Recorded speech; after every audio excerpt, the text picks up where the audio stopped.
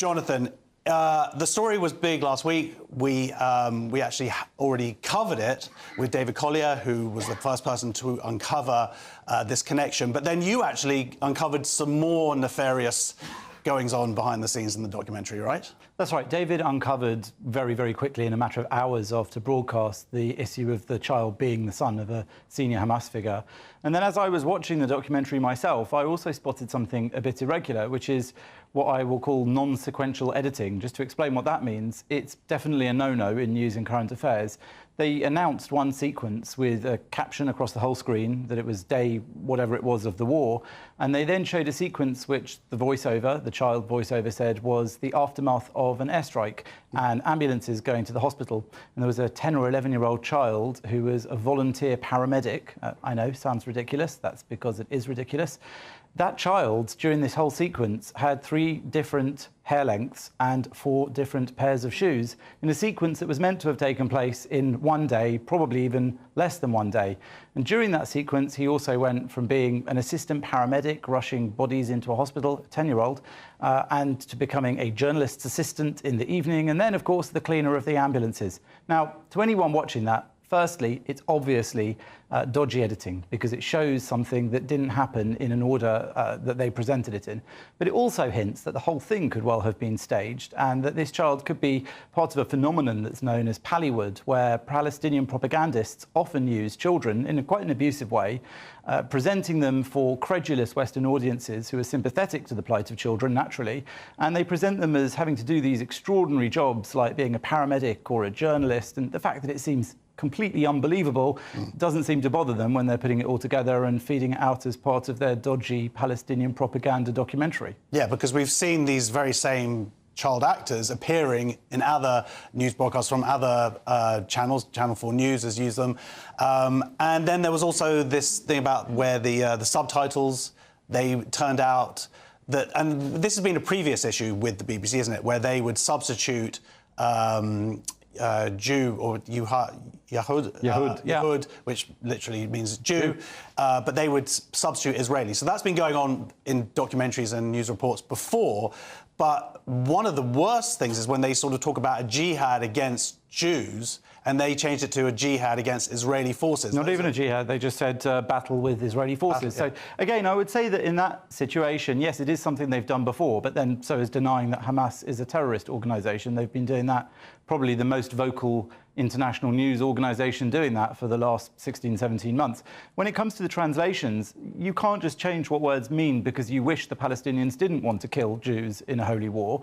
I appreciate that might be how many in the BBC feel, but that is what Einat Wilf, the Israeli commentator, calls West-splaining. It's like saying, well, yes, they said they want to kill Jews in jihad, but they didn't really mean that. They meant they want better humanitarian care and coexistence.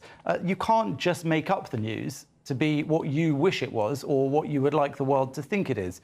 And I'm afraid that's what they're doing in mistranslating like that.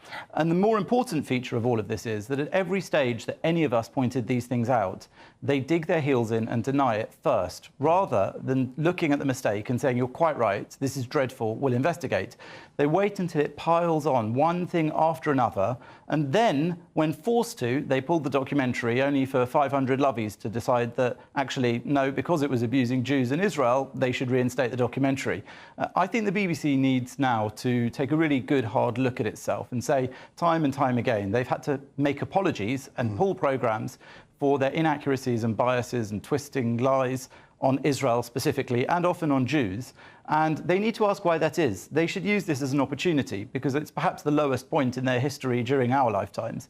They should look at this and say, why is this happening? Do we have some kind of internal bias here? Do we have people here who are working for us, who are intrinsically, systematically anti-Israel and anti-Jewish? And if so, let's root them out. Let's use this opportunity to actually reveal the true crimes of what's going on in Gaza, with Hamas using children in that way to try and fool the West, with Hamas making propaganda films and using the BBC to put them out there, not showing a single fighter, a single rocket, a single gun in Gaza. They're just perpetuating the idea that Israel is on some sort of bloodthirsty war of slaughtering people in Gaza. It's obvious nonsense, and everyone at the BBC should know it or does know it, so it's time they stop pretending. Well, you say it's the latest instance. We're talking about decades of this stuff, because there was a report written over 20 years ago into exactly this that the BBC commissioned and never released, and actually spent a huge amount of money to hold back, the Balin report. There have been reports since then, and every single time the BBC seems to just make excuses and hope that it goes away. As they did with this documentary, their first impulse was to go, oh, yes, we didn't know about this son, but now we're just going to kind of put that into the documentary so it adds some context, but we're still going to show it. And then finally, as you say, it piles on and piles on. So what's happened now is this week the BBC actually met, right, and discussed this. Yeah, there was a board meeting, and they then released this statement where they finally admitted quite a lot of this. They said they're going to investigate the other parts, like the translations and the non-sequential editing. But the truth is that that statement they put out asks more questions than it answered.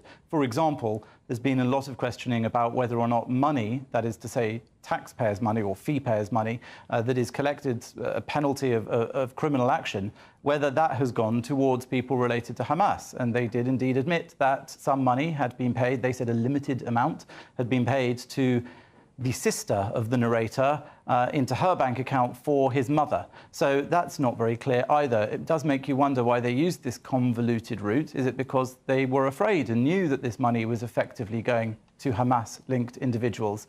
It also suggests, because they said that that payment was for specifically the narration, it suggests something that we could see from the content of the narration itself. The child was saying things which were not his so-called lived experience. He was giving a narration which included information that was not from his experience. It sounded like it was scripted and written for him. So who was it written by? Was it written by Hamas? Was it written by Hamas-associated people in the production team? Was it written by the BBC? We need answers to all of these questions, but above all else, I think this investigation that they're doing shouldn't be done by their own editorial standards board and trust. It should be done by a truly independent body. They're hiding behind this sort of veneer of bureaucracy where they say that it is separate from BBC News, but it is staffed by BBC people. It has the same institutional culture, and we know exactly how the BBC treats these kinds of complaints. So if it finds them guilty of anything, it will be the bare minimum, what they think they can get away with. It should be investigated independently, and when it comes to money, it should be investigated by counter-terror police, because this would be an extremely serious case of BBC money, which is paid for by you and I and other British people who have to pay a TV licence, and that money would be going to a terrorist organisation. Now, that is criminal, that is dangerous. It's an issue of national security, it's an issue of driving the viewers of the BBC towards hatred of Israel, hatred of Jews. It's really a twisting of things in a very sick way. I think the BBC has so many questions to answer in response to this documentary, and as you said, to years or decades of similar things going on. This is just the cherry on the top. They really need to answer for this. They need to turn the whole place upside down and sort this out. This could be their opportunity to do that, but I don't think they're going to. Yeah, I mean, as you say, the fact they're marking their own homework, that's a common criticism against the BBC in this matter. All other channels have to, it always goes to Ofcom straight away. But with the BBC, they sort of have this opportunity to do this, and it seems like part of that is hoping that it kind of goes away and the furore will die down in the meantime, which is what we saw with the Hanukkah bus a few years ago. We talked about that on this very show, where Jewish teenagers were accused of inciting even the racist violence against them. And then the Board of Deputies had to finance audio experts to come in and prove that actually these weren't anti-Muslim slurs. This was someone speaking Hebrew calling out for help. But again, the BBC did nothing. They put it to the same board, and then they went away and said, yeah, when they changed it from slurs to one slur, and they hoped it would go away, and then it finally went to Ofcom. And a year later, it had all died down, and they still have this article up today. Do you think that this time it's finally pushed people far enough, that the awareness now of the bias at the BBC has reached a fever pitch that they will be forced to take action? Or do you think this is just going to be another opportunity for them to kick the ball down the road? Well, I'm not optimistic that they're going to suddenly change their stripes because of this, or change their spots, excuse me. But I will say that, you know, those examples that you gave and plenty of others also demonstrate another problem, which is not just the anti-Semitism and the twisted negligence of their journalism in terms of what they're putting out, but also in terms of their complaints process, as well as marking their own homework, as well as having to do these investigations and get away with letting themselves off the hook or a very light rap on the knuckles.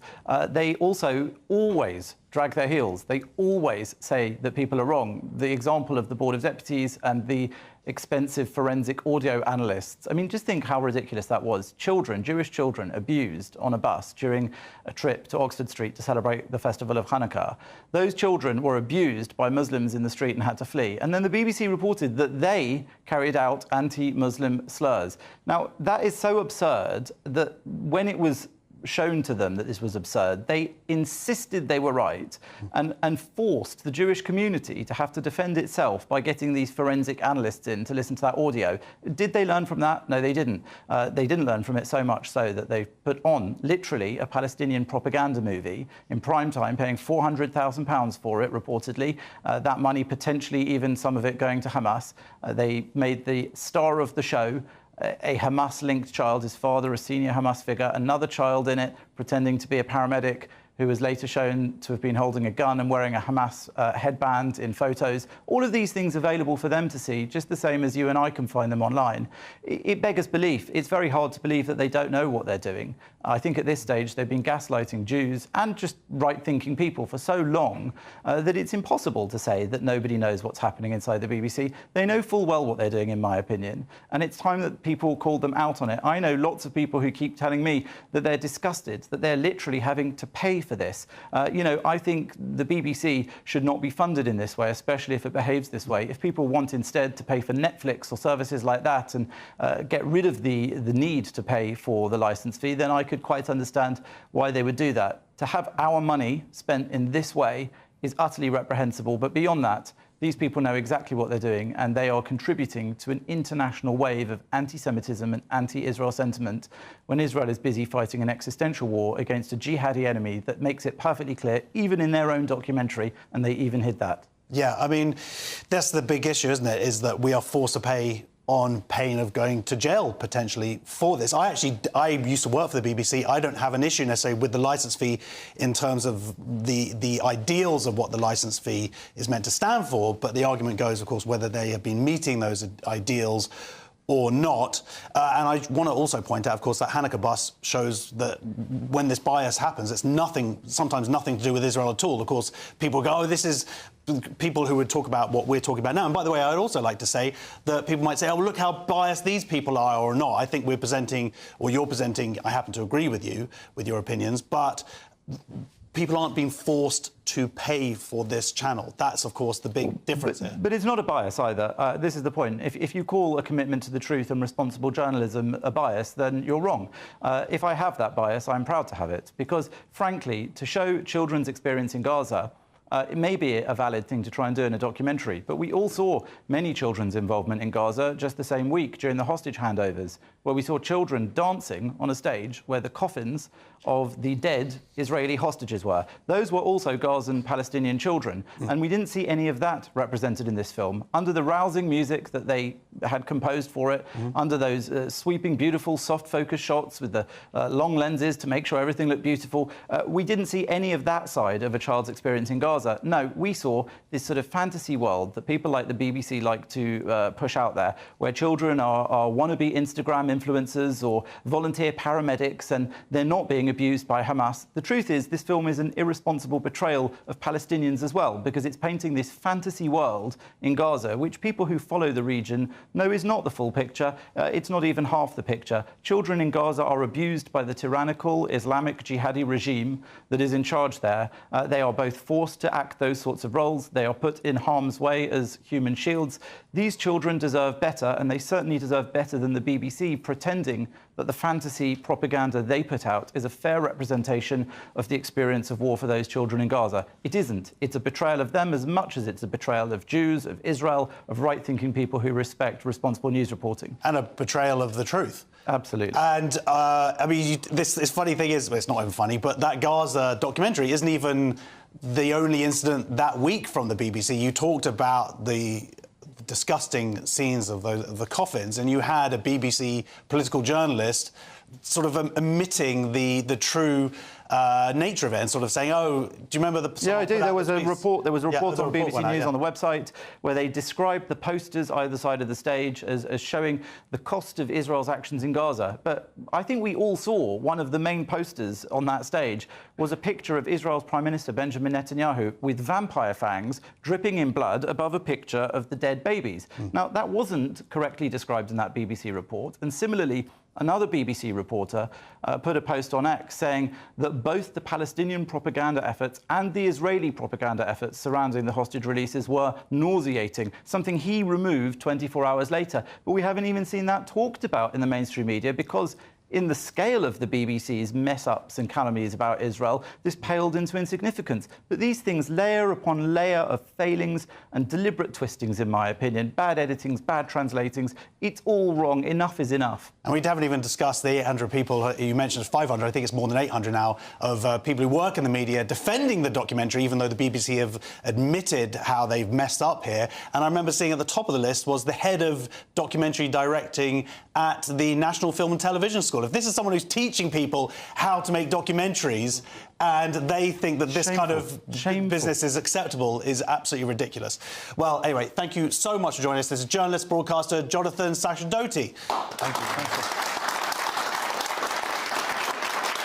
A BBC spokesperson said, during the production process, the independent production company, we asked in writing a number of times by the BBC about any potential connections he and his family might have with Hamas. Since transmission, they've acknowledged that they knew that the boy's father was a deputy agricultural minister in the Hamas government.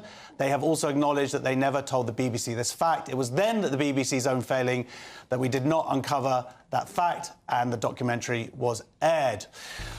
Whew. OK, next on Free Speech Nation, we're going to be taking questions from our studio audience. See you in 2 minutes.